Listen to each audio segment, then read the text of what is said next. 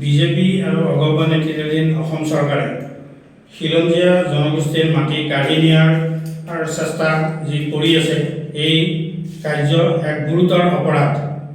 আমি অসম সন্মিলিত মহাসংঘই এইটো অভিহিত কৰোঁ। ৰাষ্ট্ৰসংঘৰ খিলঞ্জীয়া যি চনদ, এই চনদৰ বিৰুদ্ধেই কাম কৰি আছে এই বিজেপি অগপৰ যৌথ অসম চৰকাৰে।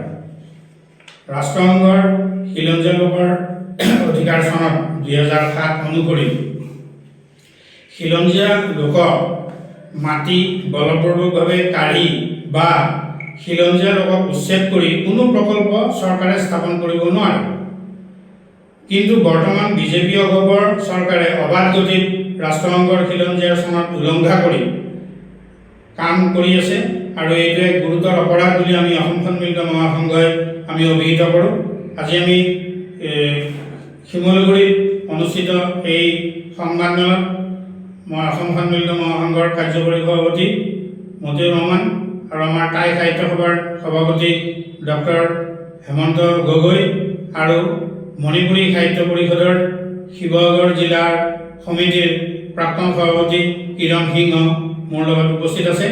আমি এই সংবাদমেলৰ জৰিয়তে অসমৰ ৰাইজক জনাব খোজোঁ যে ৰাষ্ট্ৰসংঘৰ খিলঞ্জীয়া লোকৰ অধিকাৰ চনদৰ 10 নম্বৰ অনুচ্ছেদত স্পষ্টভাৱে উল্লেখ আছে যে খিলঞ্জীয়া মানুহক তেওঁলোকৰ মাটি বা অঞ্চলৰ পৰা বলপূৰ্বকভাৱে স্থানান্তৰ কৰিব নোৱাৰিব।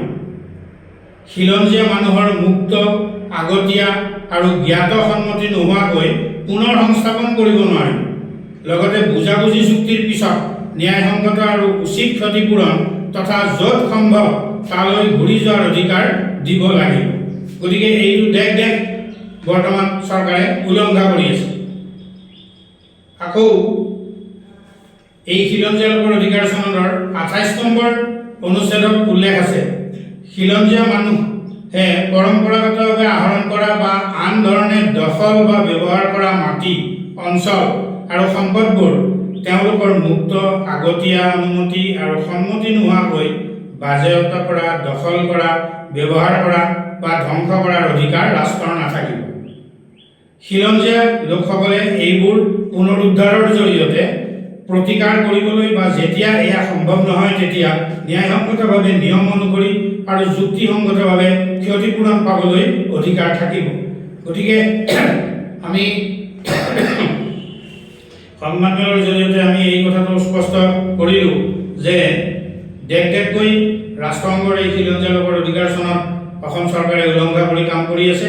আৰু উল্লেখযোগ্য যে ৰাষ্ট্ৰসংঘৰ এই খিলঞ্জীয়া লোকৰ অধিকাৰ চনদখনৰ প্ৰতি পৃথিৱীৰ 143খন দেশৰ সৈতে ভাৰতে 2007 চনৰ 13 ছেপ্টেম্বৰত সপক্ষে জেনেভাত ভোটদান কৰি চনদ কাৰ্যকৰী কৰিবলৈ দায়বদ্ধ হৈ আছে।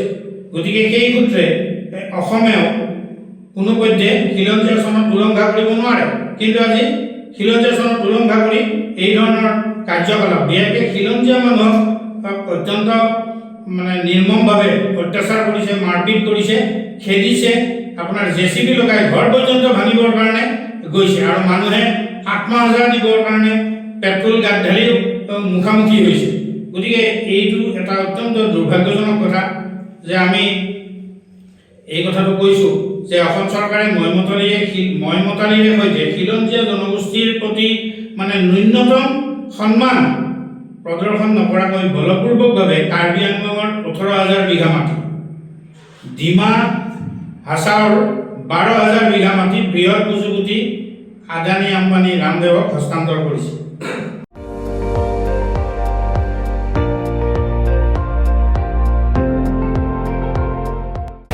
আপুনি চাই আছে ND24, সৰ্বশ্ৰেষ্ঠ নহয় সৰ্বোত্তমৰ দৌৰ।